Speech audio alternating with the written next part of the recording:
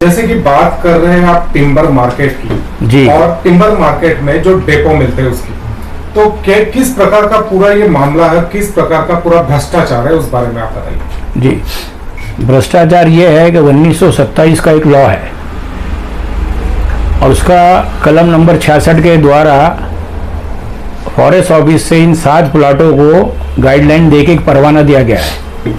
इसीलिए मैं आज गांधी जयंती के उपलक्ष्य में, जो हमारे फादर नेशन है और उन्होंने हमें इस देश की आज़ादी की इब्तिदा की और भगत सिंह जैसे लोगों ने, चंद्रशेखर आज़ाद ने और अशफाक ने अपनी जान की बलि दी, शहीद हुए हमारे देश के लिए, आज़ादी के लिए। तो अब ऐसे पुराने कानून जो है उसके तहत ये इस तरह की गाइडलाइन देके इनको परवाना दिया गया है। जबकि फॉरेस्ट लाइसेंस जो है फॉरेस्ट डिपार्टमेंट 1976 में नेशनलाइज हो चुका है, उसके बावजूद भी वो पुराने कानून के तहत डिपो प्राइवेट डिपो गया है। तो प्राइवेट डिपो खुद का माल रखने के लिए होते हैं, जहाँ तक लॉजिक बोलता है। उसके बावजूद भी वो अनलीगल माल, टीपी जो कम रहती है 4-5 मीटर की, माल उसमें 10 मीटर रहता है, और वो यहाँ धड़ल्ले से ओपन माल अनलीगल तरीके से बेच रहे विदाउट बिल जीएसटी के। और करीब करीब 200 करोड़ का टर्नओवर है सालाना, ईयरली कम से कम। और जो आवक जावक की जो टीपी जाती है, जो माल बाहर जाता है यहाँ से नागपुर से, वो भी करोड़ों में जाता है। 400-500 करोड़ का माल यहाँ से निकलता है। तो उसका जो टीपी देने का जो प्रावधान है फॉरेस्ट डिपार्टमेंट का, फॉरेस्ट अधिकारी उसका पालन नहीं कर रहे हैं। इसी से लिए भी वो लीगल माल, जो अनलीगल माल यहाँ से जा रहा है। और जो इसके अंदर माफिया है, जो बेचने वाले हैं, खरीदने वाले हैं और इसको जो माल लेके बेचते हैं, अदर स्टेट में बेचते हैं, ये सारे उसमें लिप्त है। तो ये हमने आवाज़ उठाई, मेरे भाई ने उठाई और हमने भी उसका साथ दिया देश हित में। और हमने कई एप्लीकेशन फॉरेस्ट डिपार्टमेंट लगाई, आरओ ऑफिस में लगाई, तब भी उन्होंने कोई उसका सुनबुन नहीं ले रहे। आरओ ने ऑर्डर भी किया गार्ड को कि भाई इसकी सब चेकिंग कीजिए आप, उसके बाद भी गार्ड चेक करने को तैयार नहीं है। तो हमको लगा कहीं ना कहीं पूरा डिपार्टमेंट के अधिकारी इसमें लिप्त है, इस कारोबार में हमको ऐसी आशंका है। तो एक जांच का विषय है। किस अधिकारी की आप बात कर रहे हैं, वो अधिकारी का नाम, उसका पद क्या? हाँ, ये अधिकारी जो यहाँ पे आरओ जो है राउंड ऑफिस में 2 है लकड़गंज डिवीजन में। तो मौजूदा दौर में एक राउत साहब है, दूसरे आरओ जो है वो उमेश साहब है, और उनके अंदर 4 जो है गार्ड आते हैं। और ऐसी आरओ जो है कापसी में भी है 2 और एक है कलमना में। तो एक ही का पवार साहब का नाम मालूम है, बाकी 2 अभी नया ट्रांसफर होके। तो ये सारे 5 रेंज ऑफिस लकड़गंज में है, लकड़गंज कापसी में, और एक 10 नंबर पुलिया में है लश्करी बाग में, और एक घाट रोड में मार्केट है, वहाँ है। ऐसे 7 आरओ के तहत अंडरटेकिंग में आते हैं, जिसका ऑफिस समीर हिल में है। तो मेरे हिसाब से जहाँ तक वो आरओ का नाम मुझे मालूम, आरएफओ का वो मैडम है, यानी वैरागढ़ मैडम, उसके अधीन ये सारे आरओ और गार्ड आते हैं।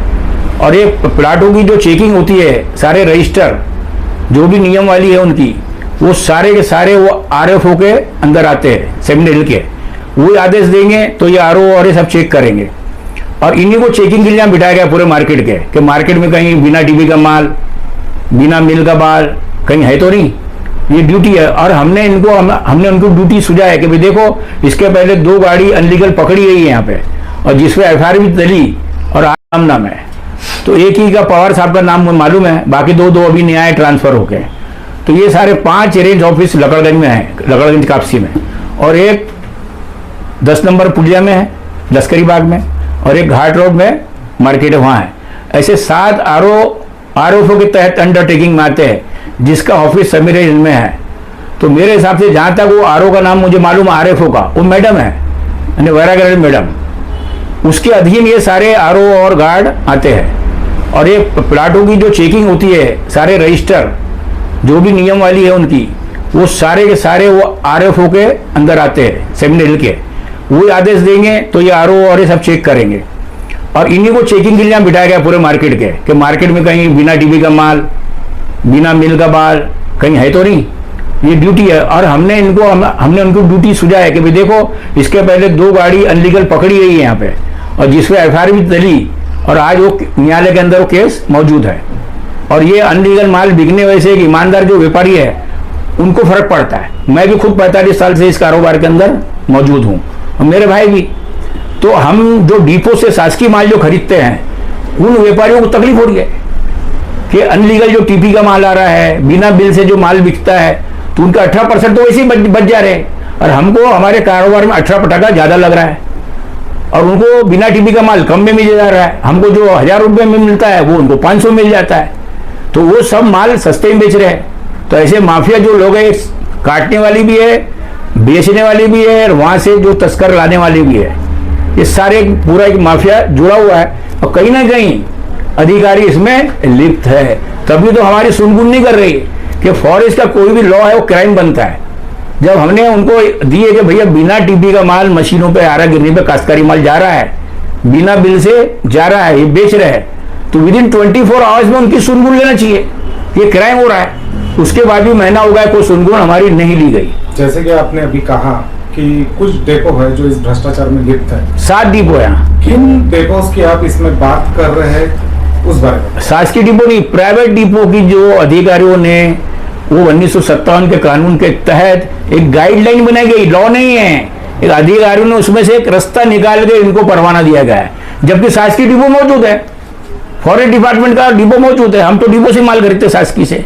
तो हमारी गवर्नमेंट से ये भी अपील है, फॉरेस्ट डिपार्टमेंट से, वन मंत्री से, कि ये जो चल रहा है तो इसको बंद करने के रास्ता है कि जैसा आदिवासी काश्तकार का माल डिपो में लगता है, शासकीय डिपो में, और गवर्नमेंट सेल करके आदिवासी को उसका पैसा देती है, बाकी जो गवर्नमेंट का होता है गवर्नमेंट लेती है और जीएसटी लेके जीएसटी देती है, तो इसमें क्राइम होता नहीं, भ्रष्टाचार होता नहीं। तो जितना भी काश्तकारी माल चल रहा है, जिसका एक रोलिंग यहाँ 400-500 करोड़ का है और पूरे महाराष्ट्र में 2-3 हजार करोड़ का है, तो ये सारा माल शासकीय डिपो में लगना चाहिए और वहीं सेल होना चाहिए ताकि जीएसटी मिले, भ्रष्टाचार बचे, तस्करी बंद हो। क्या? तो ये सारा हमारी अपील है। जब तक ये बंद होता नहीं और हमने आवाज उठाए तो ये हमारे खिलाफ धमकी दे रहे हैं। आपका परिचय दे दीजिए। हाँ, मेरा परिचय है, मेरा नाम है असलम अकबन, मोहम्मद असलम अकबन। मैं 45 बरस से टिम्बर वेसल्स के अंदर काम कर रहा हूँ और मैं शासकीय डिपो से खरीदता हूँ। ऐसे 80-90% जो आरा गिरने वाले हैं वो शासकीय डिपो से माल खरीदते हैं। हमारा ऑब्जेक्शन सिर्फ काश्तकारी जो माल लाते हैं, जो बेचते हैं, खरीदते हैं और बाहर अदर स्टेट में बेचते हैं, इसमें तो आपको मजेदार ये मिलेंगी कि टिम्बर मार्केट में ऐसे भी लोग हैं जो सिर्फ बिल में धंधा करते हैं, ना माल काट रहे ना ले रहे, अपने नाम का यूज करते हैं और 2 नंबर के पैसे 1 नंबर में ट्रांसफर करते हैं। तो एक टिम्बर व्यापारी होने के नाते वन विभाग से आपकी किस तरह की मांग है? मेरी मांग तो है कि इन पर कार्रवाई की जाए, जांच की जाए और जो आते हैं लॉ के खिलाफ उन पर कार्रवाई करें। और आइंदा आने वाले कल में मेरी तो वन मंत्री से अपील है, डिपार्टमेंट से अपील है कि ये जो आदिवासी काश्तकारों का जब माल डिपो में बिकता है तो सारे काश्तकारों को माल डिपो में बिके। दूसरे स्टेट में यही कानून है, ये सिर्फ महाराष्ट्र में क्यों है? जब 1 टीपी 1 नेशन हो गया, ऑनलाइन टीपी हो गया, तो फिर क्यों अलग, इधर अलग कानून, इधर अलग कानून? तो इसमें क्या काश्तकारों को भी अच्छा पैसा मिलेगा गवर्नमेंट अगर बेचेंगी तो, और गवर्नमेंट को कीमत मिलेंगी। कई डिपो तो गवर्नमेंट के बंद पड़े हैं, बैठे बैठे अधिकारी को तनख्वाह दी जा रही है, वो सारे डिपो में माल जमा कर दो, वहां बेचो।